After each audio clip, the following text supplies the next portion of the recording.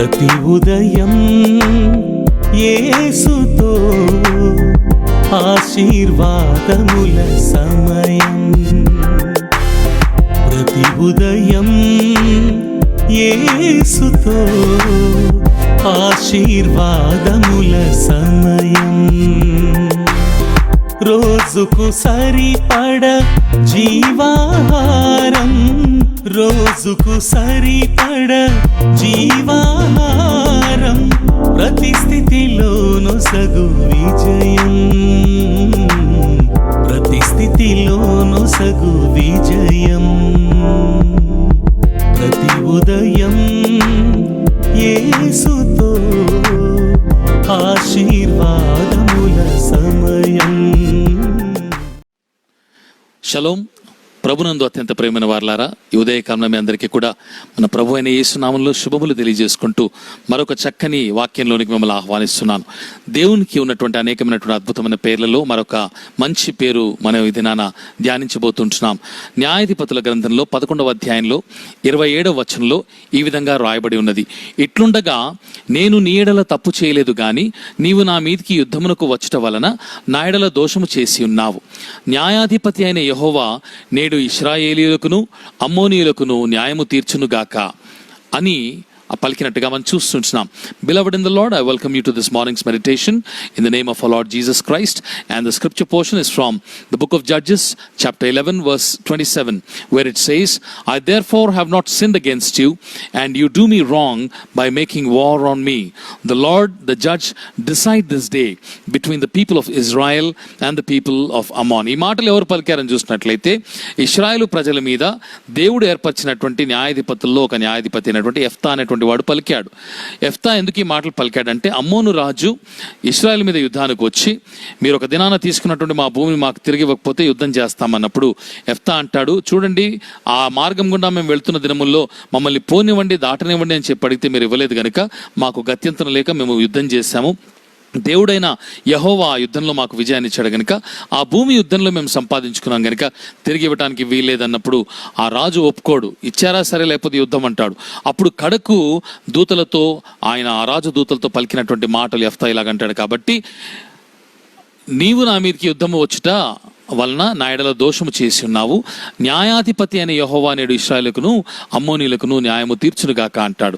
ఎందుకు ఈ మాటలు పలికాడంటే, న్యాయాధిపతి అయిన యెహోవా అనేటువంటి మాటలు ఎందుకు పలికాడని మనం చూడకముందు ఇంగ్లీష్లో we see that Jephthah was one of the judges appointed by the Lord to protect his people from plunderers, is speaking to the messengers of king of Ammon, because the king of the Ammonites wanted to wage a war against Israel in order to reclaim the land that they lost in a previous war. But Jephthah says, that was lost in a war. We wanted to pass through the land, you did not allow us, so we were left with no other option but to wage a war. And what was won in the war, the spoils belong to us and we cannot part with that land. So during that course of conversation or communication that happens through messengers, Jephthah clearly says that the Lord, the judge, will decide this day between the people of Israel and the people of Ammon. చూడండి, ఈ మాటను ఆధారం చేసుకుని Hebrew భాషలో దేవునికి ఇవ్వబడినటువంటి పేరు అంటే న్యాయము చేసేటువంటి వాడిగా న్యాయాధిపతి అయిన యెహోవా అని పేరుకు అర్థము, లేకపోతే ఉన్నటువంటి మాట హెబ్రీ భాషలో ఏమున్నదంటే యెహోవా హషోపెత్, the Lord the judge. That term was derived from the Hebrew word or the Hebrew name given to our Lord, Jehovah Hashopeth. అంటే నీతి న్యాయములు కలిగినటువంటి న్యాయాధిపతి అనే దేవుడు అని అర్థం, which means the righteous judge or lord. కాబట్టి ఇక్కడ ఉన్నటువంటి మాటలు బట్టి మనం చూసినట్లయితే యెహోషువ మరణం తర్వాత సమూయేలు వచ్చేంత వరకు కూడా 12 మంది న్యాయాధిపతులు అయింది. అందులో ఈయన ఒకడు. ఒత్నియేలు మొదలుకొని సంసోను వరకు 12 మంది న్యాయాధిపతుల్లో యెఫ్తా ఒకడు. యెఫ్తా పలికినటువంటి మాటలను ఆధారాన్ని మనం చేసుకొని చూసినట్లయితే అంతమంది న్యాయాధిపతులు ఇశ్రాయేలీల్ని కాపాడుతూ సంరక్షిస్తూ దోచుకునేటువంటి వారి దగ్గర నుంచి వారిని కాపాడుతున్నప్పటికీ కూడా నీతి న్యాయములు జరిగించేటువంటి న్యాయాధిపతి ఎవరని చూసినట్లయితే దేవుడైన యెహోవా అనేటువంటి మాట చూస్తాం. Despite so many judges protecting the people of Israel from plunderers, God was the only true righteous judge who used to pass judgments on his people. అందుకే కీర్తనలు 75వ అధ్యాయంలో 7వ వచనం మనం చూసినట్లయితే దేవుడే తీర్పు తీర్చువాడు, ఆయన ఒకని తగ్గించును ఒకని హెచ్చించును చూస్తాం. In Psalms 75:7 we see, but it is God who executes judgment, putting down one and lifting up another. దేవుడే నీతి న్యాయములు జరిగించచ్చు, తీర్పు తీర్చి ఒకరిని పడద్రోయాలన్నా ఒకరిని లేవనెత్తాలన్నా ఒకరిని తగ్గించాలన్నా ఒకరిని హెచ్చించాలన్నా ఆయన చేతుల్లో ఉన్నది.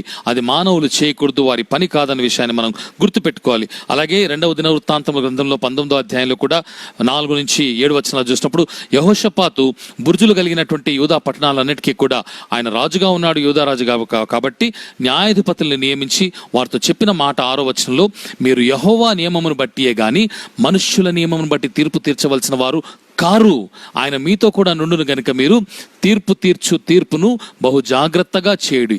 యెహోవా భయము మీ మీద ఉండును గాక, హెచ్చరికగా నుండి తీర్పు తీర్చుడి. మన దేవుడైన యెహోవా, ఆయన యందు దౌష్ట్యము లేదు, ఆయన పక్షపాతి కాడు, లంచము పుచ్చుకునివాడు కాడు అంటాడు.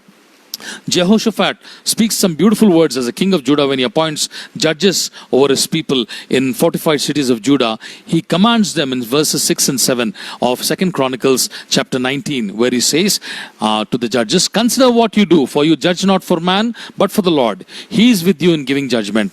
Now then, let the fear of the Lord be upon you. Be careful what you do, for there is no injustice with the Lord our God, our partiality or taking bribes.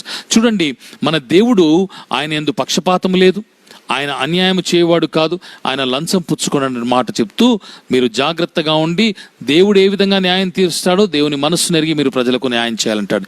ఇది చాలా మంది న్యాయాధిపతులకు దేవుని భయం లేదు, మనుషుల భయం లేదు. Sessions court మొదలుకొని సుప్రీంకోర్టు వరకు చూసినట్లయితే అనేక మంది న్యాయాధిపతులు భ్రష్టత్వంలో వండుకొని లంచాలు పుచ్చుకొనో, రాజకీయ ఒత్తిడి వల్ల, లేకపోతే రౌడీల ఒత్తిడి వల్ల, ఇంకా దేనికో మరణ భయానికో దేనికో ఒక దానికి గురై తప్పుడు తీర్పులు తీర్చినట్టుగా అనేకమైన స్కాండల్స్ మనం భారత చరిత్రలో చూసాం, ప్రపంచ చరిత్రలో చూసాం. దేవుడు ఒక్కడే నీతిగల న్యాయాధిపతి, లంచము తీసుకోడు, ఆయన అన్యాయం చేసేటువంటి వాడు కాదు, ఆయన పక్షపాతి కాడు అనే మాట మనం చూస్తున్నాం.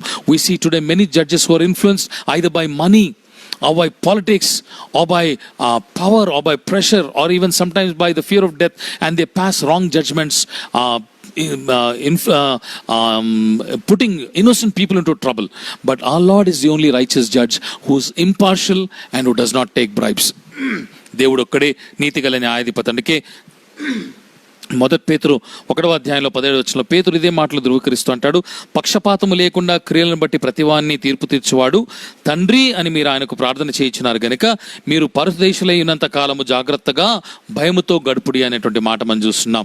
In 1 Peter chapter 1 verse 17 Peter says, and if you call on him as father who judges impartially according to each one's deeds, conduct yourselves with fear throughout the time of your exile.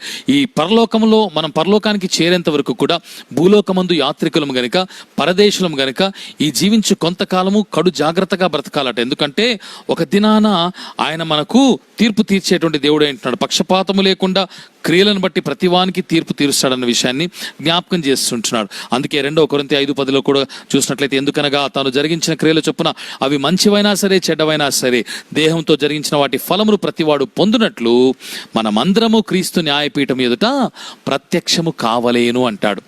ఒక దినాన యేసుక్రీస్తు తీర్పు సింహాసనం మీద కూర్చుంటాడు. ఆయన ముందు మనం అంతా కూడా ప్రత్యక్షమైనప్పుడు దేహంలో జరిగించిన ప్రతి క్రియను బట్టి ఫలము పొందుటకు మనము తీర్పు విమర్శలో నిలబడి ఆయన చేత తీర్పు నందువారంగా ఉంటాం. కాబట్టి జాగ్రత్తగా ఉండాలి. తీర్పు తీర్చేటువంటి పని దేవునికి విడిచిపెట్టాలి. మనము తీర్పులోకి రాకుండా జాగ్రత్తగా ఉండాలి. యెహోవా హషోపేత్ మనకు తీర్పు తీరుస్తాడని గుర్తుపెట్టుకొని మనం జాగ్రత్తగా భయముతో ఈ లోకయాత్రలో మనం ఉండాలి, జీవించాలన్నమాట మనకు జ్ఞాపకం చేస్తుంటున్నాడు. In 2 Corinthians chapter 5 verse 10 Paul says, for we must all appear before the judgment seat of Christ, so that each one may receive what is due for what he has done in the body, whether it is good or whether it is evil. Therefore, brothers and sisters, we must be careful not to judge others and at the same time not to fall into judgment by committing sins in this body. We have to be extremely cautious while we are sojourners on this planet, because one day we will finish this race and we will reach heaven where we shall be judged. కాబట్టి జాగ్రత్తగా ఉండాలి. అందుకే మత్తయి సువార్తలో 12వ అధ్యాయంలో 36-37 వచనాల్లో మన నోటి నుంచి పలుకు ప్రతి వ్యర్థమైన మాటను బట్టి ఒక దినాన లెక్క అప్పజెప్పవలసి ఉన్నదని, మనం పలుకు మాటను బట్టి మనకు తీర్పు విధించబడుతుంది అని ప్రభు చెప్పాడు. అంత మాత్రమే కాదు కానీ యాకోబు పత్రిక 4వ అధ్యాయంలో 11-12 వచనాలు కూడా చూసినప్పుడు యాకోబు అంటాడు, పరుడికి తీర్పు తీర్చడానికి నీవెవడివి అంటాడు. నీవు ఒకవేళ తీర్పు తీర్చినట్లయితే ధర్మశాస్త్రము విధించువాడవైతివి గనుక నీవు న్యాయాధిపతి అయిపోతావు గనుక, నీవు న్యాయాధిపతి కావు గనుక జాగ్రత్తగా ఉండాలి. ఎందుకంటే దేవుడే తీర్పు తీర్చేవాడు గనుక మనము తీర్పు తీర్చే అధికారం మనకు లేదన్న మాట మనకు జ్ఞాపకం చేస్తాడు. అంత మాత్రమే కాదు కానీ మత్తయి సువార్తలో కూడా అంటాడు కదా, యేసు ప్రభు 7వ అధ్యాయంలో 1-5 వచనాల్లో చూసినప్పుడు తీర్పు తీర్చకుడి. ఒకనికి మీరు తీర్పు తీర్చేటువంటి తీర్పును బట్టే మీరు తీర్పు పొందుతారు, ఒకనికి కొలిచేటువంటి కొలతను బట్టే మీరు కూడా కొలవబడతారంటూ ఆయన నీ కంట్లో దూలముండగా ఎదుటివాడి కంట్లో నలుసు వెతకడం మానివే అని చెప్తాడు. In Gospel according to Matthew chapter 7 verses 1-5 also we see the Lord says, do not judge because you also shall be judged accordingly. Therefore, by whatever measure you measure a person, you will also be measured accordingly. Therefore, beloved, we have to be very careful. And further on he says, when you try to see a speck in your brother's eye, remember that there is a log in your eye. He calls us hypocrites. We have a log in our eyes and we try to spot a speck in our brother's eye. మన జీవితంలోనే అనేకమైనటువంటి లొసుగులు పెట్టుకొని ఎదుటివాడి జీవితంలో మన అనేక మార్లు తప్పులు వెతికేటువంటి ప్రయత్నం చేస్తుంటాం. ఎన్నిసార్లు మనం తీర్పు తీర్చలేదు, మన నోటితోటి క్యారెక్టర్ అసాసినేషన్ చేయలేదు. ఆమె క్యారెక్టర్, ఆమె ఇలాంటిది, వాడు దొంగ, వాడు అబద్ధికుడు, వాడు మోసగాడు, వాడు ఇలాగా, వాడు అలాగా, తిరుగుబోతూ, తాగుబోతూ ఎంతమంది గురించి చెడుగా మనం మాట్లాడి ఉంటాం. అది తీర్పు తీర్చడం కాదా ప్రభునందు ప్రియమైన వారలారా? మనని గురించి కూడా చాలా మంది తీర్పు తీర్చేవారు ఉంటారు. అయితే మనం బాధపడకూడదు, ఎందుకంటే నీతిగల న్యాయాధిపతి ఒక దినాన వారికి తీర్పు తీరుస్తాడు. మనం కూడా తీర్పు సింహాసనం ఎదుట నిలబడినప్పుడు మనం కూడా తీర్పు నొందుతాం. మనల్ని నిందించిన వారు మన మీద తీర్పు శాసనాన్ని లిఖించినటువంటి వారు కూడా తీర్పు నొందుతారు. కాబట్టి యెహోవా హషోపేతే తీర్పునిచ్చేవాడు కనుక మనం భయపడకూడదనే విషయాన్ని కూడా జ్ఞాపకం చేస్తూ చాలా జాగ్రత్తగా కొన్ని మాటలు చెప్పి నేను ముగిస్తాను. ఈ దినముల్లో చాలా మంది ఫేస్బుక్లో చూసినప్పుడు చాలా మంది యవ్వన సేవకులు, ఇప్పుడిప్పుడే సేవలోకి వచ్చినటువంటి వారు, ఆత్మీయ పరిజ్ఞానం లేని వారు, ఆత్మీయ అనుభవం లేనటువంటి వారు, పెద్ద పెద్ద అభిషక్తులైనటువంటి దైవ సేవకులు మొదలుకొని అనేక మంది మీద విమర్శలు గుప్పించడం మాత్రమే కాదు కానీ తీర్పులు తీర్చుతున్నారు. వాడు దుర్మార్గుడు, వాడు దొంగ, వాడు దోచుకునేవాడు, వాడు వ్యభిచారి, వాడు ఇలాగా, వాడు అలాగా అని చెప్పేసి దేవుని వాక్యం స్పష్టంగా చెబుతోంది. నీ సహోదరుడు తప్పిదం చేసిన ఎడల నీకు తెలిసినట్లయితే నీవు ప్రేమతో వాడిని మొదట హెచ్చరించాలి. అటు వాడు వినకపోతే పెద్దల్ని పిలిపించి మాట్లాడాలి, తర్వాత సంఘంలో ఉంచాలి. అది ఒక క్రమమైన పద్ధతిలో చేయాలంటాడు కానీ బహిరంగంగా ఒకటేసారి తీర్పు తీర్చేసి ఒక వ్యక్తి యొక్క క్యారెక్టర్ని నాశనం చేసే అధికారం మనకు లేదు. చేసినట్లయితే గుర్తుపెట్టుకోవాలి, తస్మాత్ జాగ్రత్త. ఒక దినాన యెహోవా హషోపేత్ యొక్క తీర్పు సింహాసనం ముందు మనం నిలబడినప్పుడు ఆయన మనకు తీర్పు తీరుస్తాడు. జాగ్రత్త ప్రియులారా, ఎవరికి తీర్పు తీర్చే అధికారం లేదు. విమర్శించవచ్చేమో, ముందు హెచ్చరించాలి, విమర్శించవచ్చు. అయితే తీర్పు తీర్చేటువంటి అధికారం మాత్రం దేవునికి విడిచిపెట్టాలి. ఎందుకు ఈ మాటలు చెప్తున్నానంటే, విమర్శించడం అంటే ఒకరి తప్పును వారికి ఎత్తి చూపించడం, వారికి తెలియపరచడం. అది ప్రేమపూర్వకంగా చేయాలి, సహోదరులుగా చేయాలి, విశ్వాసులుగా చేయాలి.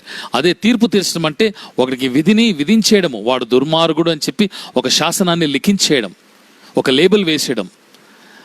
To criticize is to find fault and point out a mistake in a loving manner as Christians.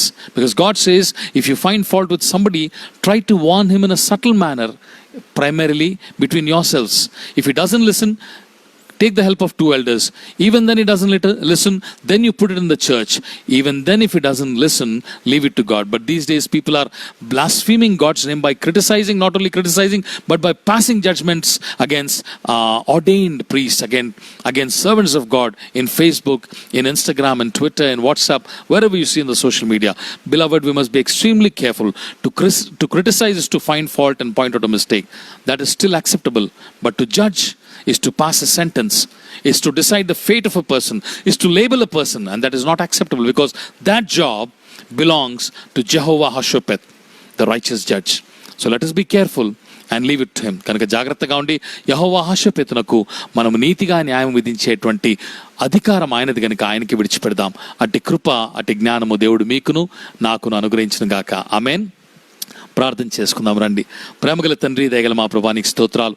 నీకున్నటువంటి అనేకమైనటువంటి అద్భుతమైనటువంటి పేర్లలో యెహోవా హషోపెత్ అనేటువంటి మరొక చక్కని పేరును ఉదయకాలంలో ధ్యానించడానికి కృపనిచ్చావు. నీతిగల న్యాయాధిపతివి నా తండ్రి, నీకు స్తోత్రాలు.